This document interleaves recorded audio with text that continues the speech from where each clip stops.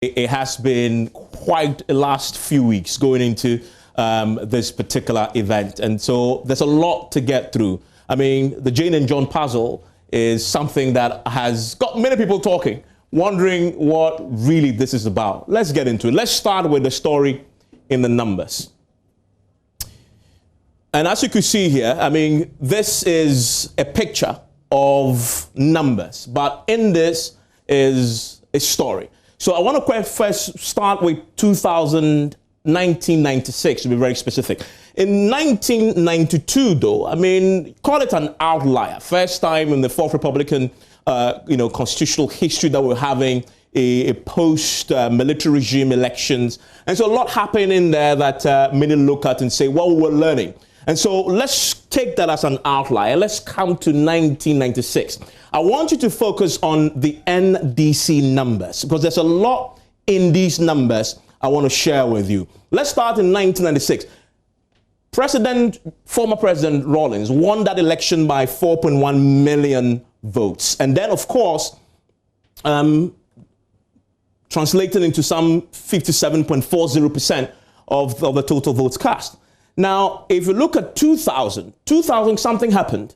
That is when Professor Mills stood by himself after, of course, he had migrated from being a running mate himself to becoming the candidate in 2000. He dropped there to 2 million votes. And guess what? The NDC lost elections. In the runoff, again, he dropped even further, still staying in the 2 million bracket. That's specifically 2.7 million. And again, obviously lost elections, as you can see on your screens. 2004, again, 3.8 million. And notice something, a trend that is occurring. All through 2000, from 2000 to 2008, in that period, John Mills failed to hit the 4.1 million mark, the 4 million vote mark that former President Rawlings had brought on in 1996. In fact, from 2000 runoff, 2004, it is in 2008, as you could see here, that the NDC with John Mills managed to recover the 4 million votes that Rawlings, of course, brought in 1996. And guess what happened when he recovered back to 4 million? He recovered in first round back to 4 million. In fact, increased it even more to 4.5 million in the second round. And guess what? When he recovered back to 4 million, which former President Rawlings had introduced in 1996, the NDC won the elections. Now, this period is what we call the NDC's first indicator period. I will explain what that is shortly. Stay with me. Let's move on to the second indicator period. The second indicator period is that period that John Mahama introduced. The first indicator period, remember, in 1996 was introduced by Mr. Rawlings. John Mahama, the man who has, of course, today is going to introduce Jane Nana Opoku-Agyeman, brought in the second indicator period. In the second indicator period, the figure that the NDC needed to win the elections was 5.5 million. And so they had jumped from 4 million to 5 million for the very first time. In 2012, they won with that margin, right? Guess what happened in 2016? Immediately it dropped in the second indicator period below 5 million. They lost the elections. Let's move on to the next slide. Let me explain something to you in some detail. Now, you will see that here we say that the NDC's 4 million and 5 million indicator periods are very important in trying to figure out what is going to happen this year with the ticket, the Jane and John ticket. Because the first indicator period, what they needed to win was 4 million. In the second indicator period, what they needed to win was 5 million. The 4 million indicator period was, as you've already seen in the previous slide, run between 1996 to 2008, and it's a period of John Rawlings and John Mills. Let's move on and let's explain and break this down even further when we come to the second indicator period. The 5 million indicator period from 2012 to 2016, that is the JM era, right? Now, this is important. when the NDC had won an election in Ghana, except for 1992, and we'll explain why we were not including that, they had won by either 4 million plus one, as in the first indicator period, or 5 million plus one, as in the second indicator period. Stay with me. I'm getting somewhere. Anytime they had fallen either below 4 million or 5 million, they lost elections. Anytime. In the first indicator period, once you start at 4 million, if you drop down, you lose elections. Second indicator period, if you drop down below 5 million, you lose elections. In their first indicator period, spanning 16 years, anytime they recovered, and this is important, anytime they recovered to 4 million plus one votes, they won the elections. And this happened in the first round of 2008, the second round of 2008. In both cases, they recovered 4 million and won the elections. Let's move on. Now, what does it suggest? We say it suggests that in the second IP, and the IP means indicator period, if they manage to recover 5 million votes in this year's elections, they should win the elections. Should is an important word. Whether they will is a different question, but that is what the history tells us. From the 2016 elections, and this, we're now going to real numbers, the NDC is exactly 228,813 votes to the 5 million plus one barrier. They need 802,384 votes to recover the 2012 winning position. So these numbers are important. First important strategy notes for the NDC tonight, and you see a lot of these going forward. Considering the phenomenon I call incumbency disadvantage, and this is where, because an incumbent is in power from one election to the next, either because of failure to meet expectations or other dynamics of stepping on people's toes and power, etc., they tend to lose votes from one election to the next, and we've seen it all the way. In fact, former President Rawlings, in real terms, gained votes from 1992 to 1996, but in percentage terms, you dropped by 1 percentage point. And we've seen it over the period. So we say that considering this particular phenomenon, the NDC ticket must focus all their energies in bringing back those 802,384 votes to give itself a good winning chance in the 2020 elections, because you are anticipating that Nana Addo will not win this year's election by the same margin he won in 2016. He will drop some votes. And so if they manage to bring this back and focus on this number, giving themselves a good chance. First strategy note. But there's more to this than just the strategy note. The key question to ask on the back of that strategy note is, can Nana Jane Opoku-Agyeman help John Mahama bring back those votes? That is a very important question to ask. To answer this question, you must ask another question. What is this question that you must ask? What were the weaknesses in John Mahama in 2016, and how does Nana Jane help address those defects? Here is where it gets even more interesting. Let's start. Let's look at John Mahama.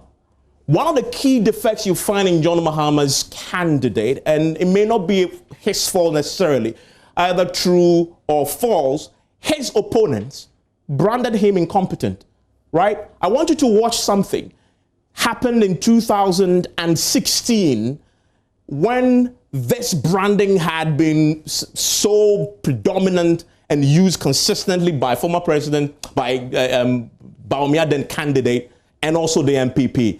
John Mahama had to address it at some point. This is what he said. They told all their communicators, anytime you mention Mahama or NDC, say incompetent.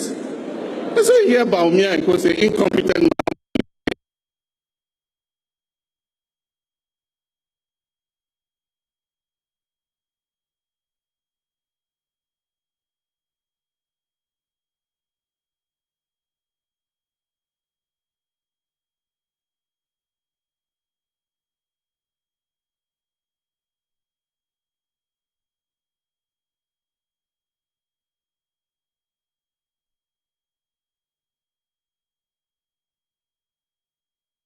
You mention Mahama or NDC, say incompetent. Hear Bawumia and go say incompetent Mahama administration. context for that. But in this particular clip, I'm sure if you remember, he addressed this thing and then he makes the now very famous point that you haven't been in power before. And so how do you get to judge me as incompetent? And that they had no right to call him incompetent because they haven't served in government before. That was an important point for John Mahama in 2016. And his own opponents branded him incompetent. So that was a key challenge for him going into an election. It may be false, it may be true, but whatever it is, in politics, perception is the reality. And if your opponent is successful in consistently using that word, as he himself has said, use incompetent, describe incompetent, meanwhile you haven't been in government before, how do you know I'm incompetent? You can't judge me. That consistency in using that phrase to describe a person sometimes can create perception challenges. And so that was one of his key challenges. Integrity. His government had that challenge as well.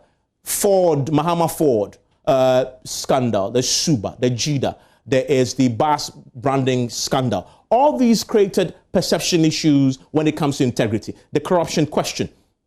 Third, you see failure to appeal to the middle class. We saw that. We saw people in the NDC publicly say, senior members, people like Alban Babing saying, for example, that former President Mahama was running a Mahama Family and Friends party. There was that disconnect. If you look at this point here, the disconnection between party and its base was so important to the people in the NDC themselves, and they publicly went out there to make that point. And you heard rumors about how monies were not getting to the base of the party for them to run the campaign at the base, and that it was being run at a very higher centralized level. Now, and the failure to appeal to the middle class was also very key. In fact, if you read the Professor Boitre's report, it talks about the disconnection between the NDC's intelligence base, the base of the party that was seen as middle class and intelligentsia of a sort. That was also key. So these are the key weaknesses John Mahama had in the 2016 elections.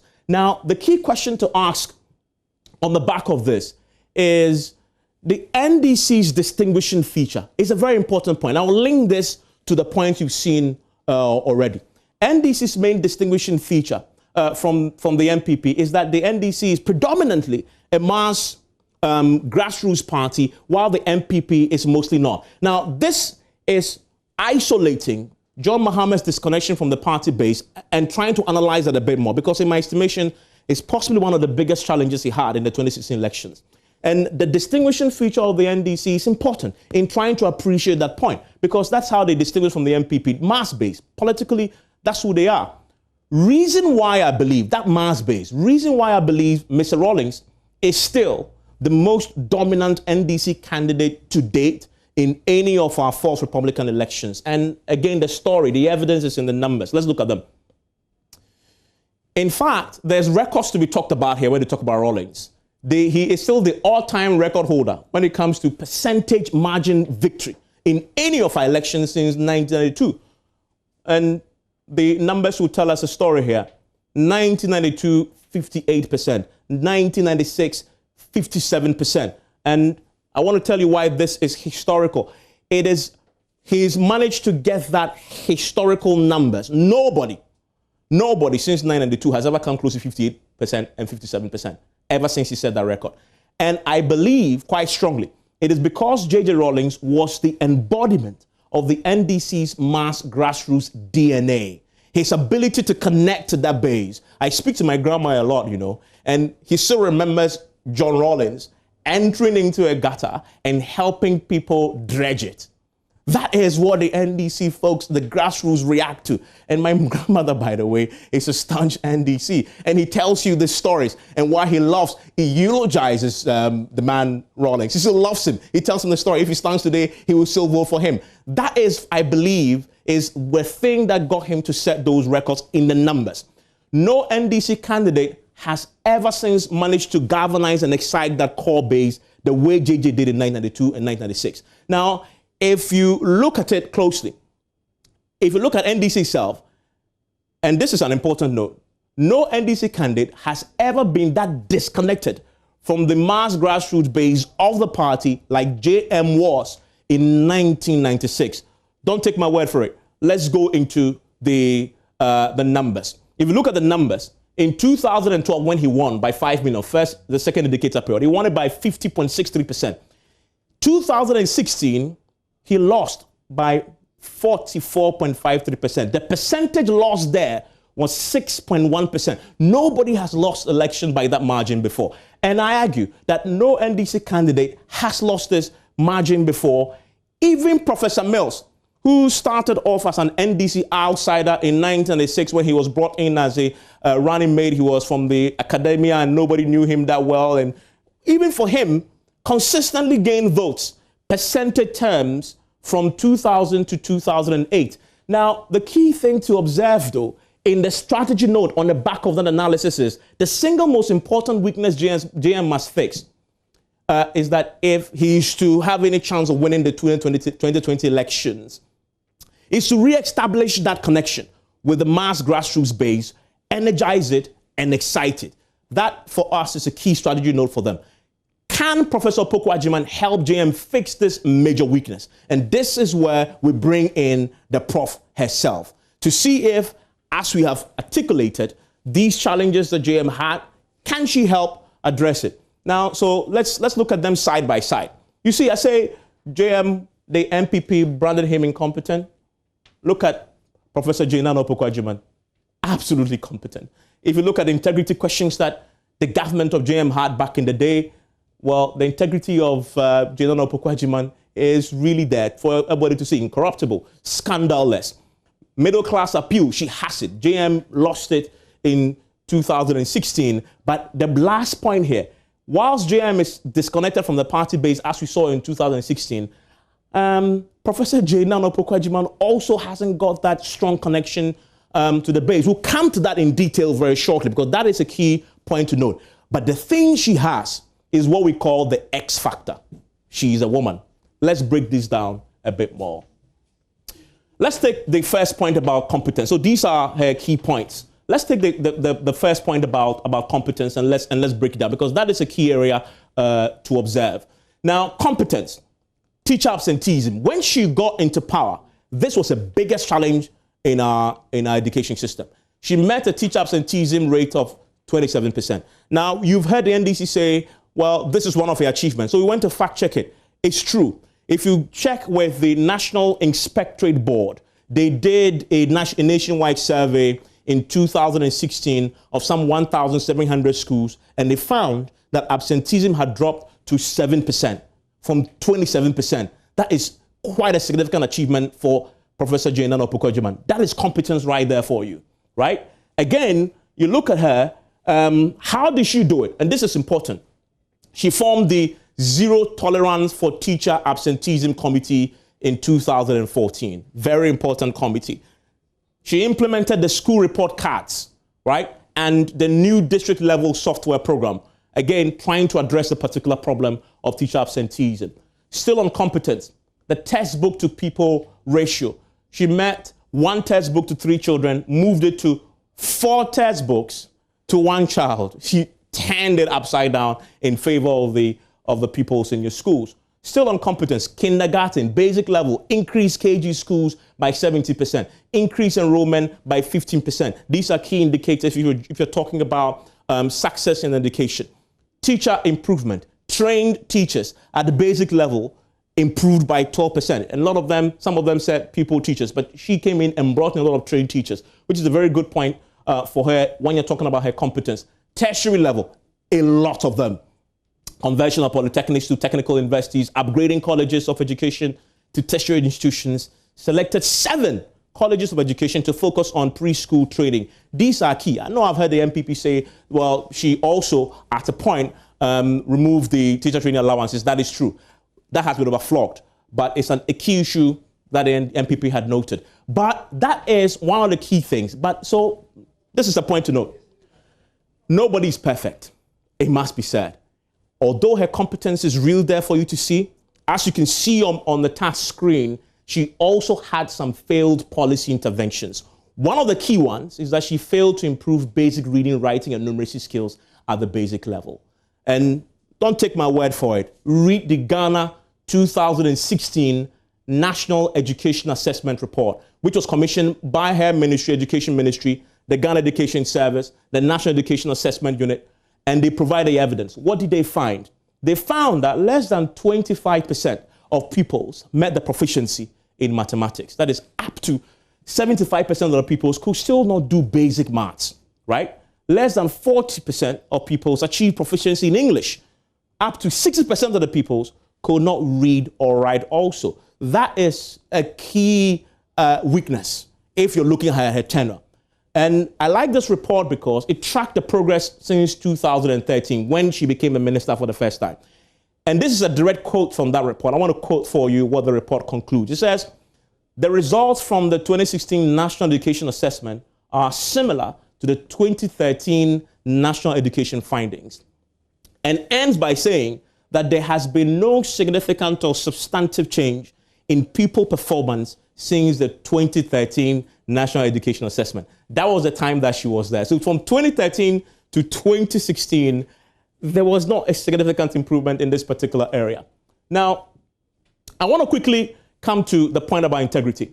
Her greatest asset to John Mahama is integrity.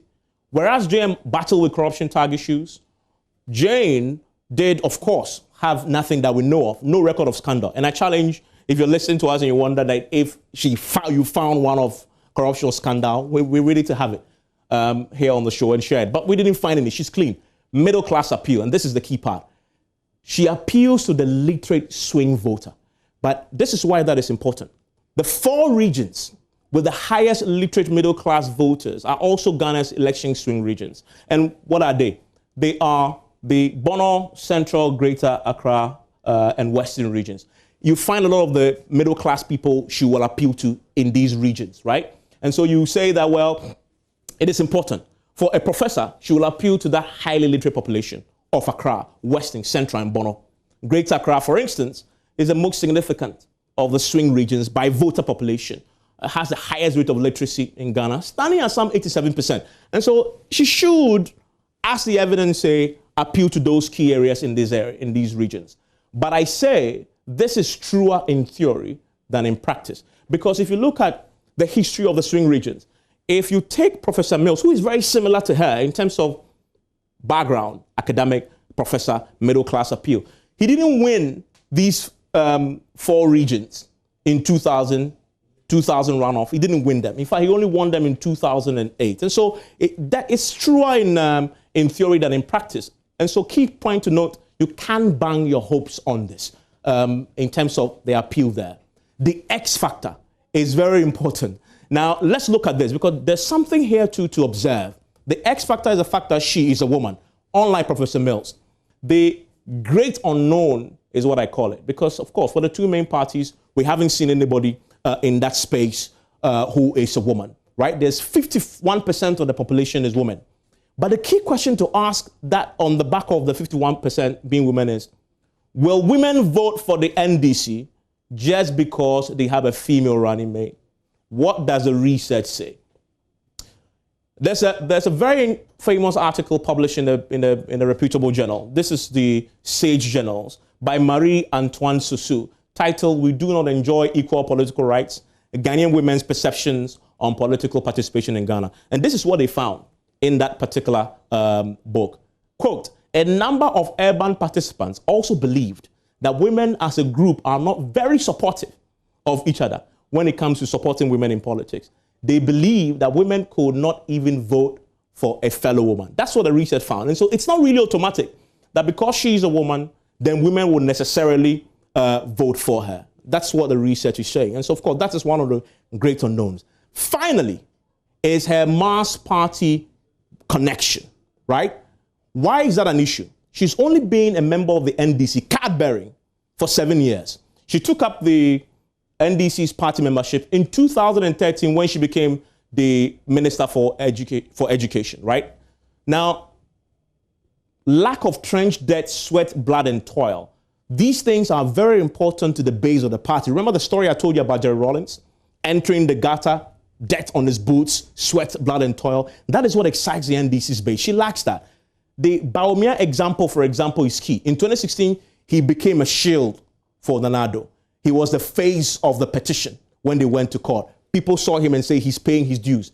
Even Professor Mills has an example also. I remember in 2007, 2008, doing door-to-door, when he changed his strategy from 2000, 2004 to getting debt on his boots. I followed him covering that with Koko Aindoho and others. He won the elections. That is what excites the base of the NDC.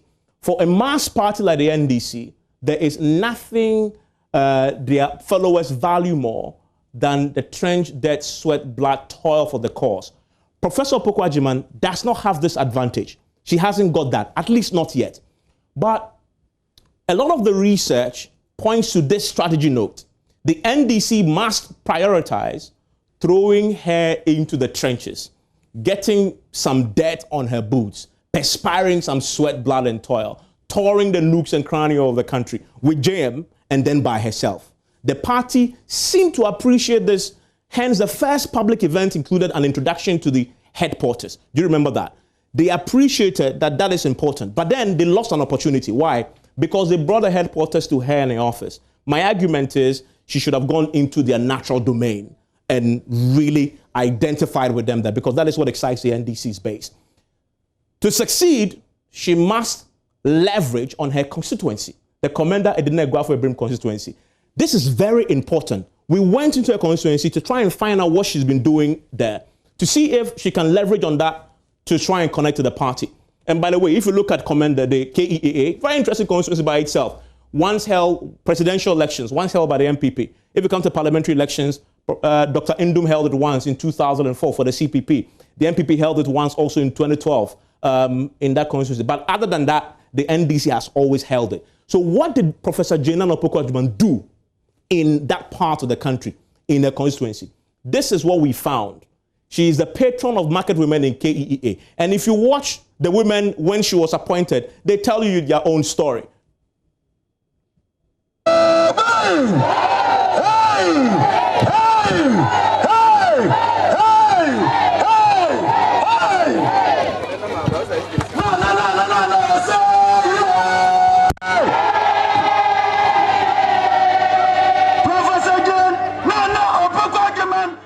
Women there chanting her name, market women she's been identified with over the period. But there's also evidence beyond this. She's been doing some real nurturing of this constituency. You find evidence in the constituency of her doing projects for the KEAA. And she brought, for example, the Samsung Smart School for Teachers initiative to KEAA when she was a minister.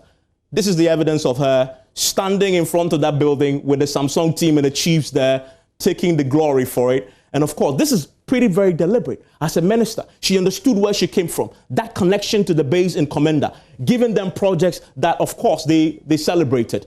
She built a new state-of-the-art kindergarten block for the Commander MA Primary. She may not have the typical NDC mass grassroots foot soldier appeal, but she can point to her work in KEAA to make a case for acceptance. Because remember what she says, what happened in 2016, JM lost touch with the base. Base thought we're not getting benefits from being in government. She can point to KEAA and say, when I was in government, I didn't forget my base. And if you give this ticket an opportunity, I will make sure that replicates in your various places. And so what is the conclusion from this? With only 4 months to a major election, with all the strategy notes you've seen, there's a short period of time. She hasn't got too much time. Her selection is therefore a major gamble. But like all gambles, it's either going to fail spectacularly or provide some jaw-dropping hit for the NDC if indeed it works. It's going to work brilliantly.